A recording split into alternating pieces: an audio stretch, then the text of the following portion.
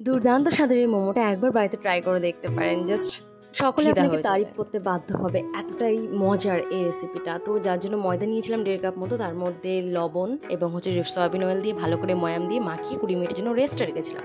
এদিকে যে সমস্ত মোমোর তরকারি বানিয়ে নেওয়ার জন্য এখানে আলু আর একটা টমেটো সুন্দর করে কেটে বেশ একটু মাখো মাখো করে তরকারিটা রান্না করে নিয়েছিলাম।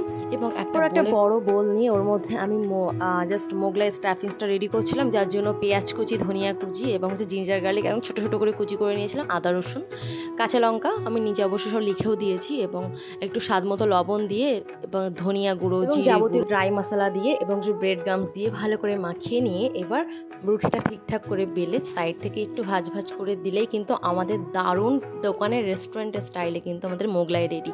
তো এইভাবেই গরম গরম কেটে শীতের রাত্রে সার্ভ করে খেতে পারেন, অসাধারণ টেস্টি। এবং আমার ভিডিওটা ভালো লেগে থাকলে অবশ্যই পেজটাকে ফলো করবেন, একটা লাইক দিয়ে দেবেন।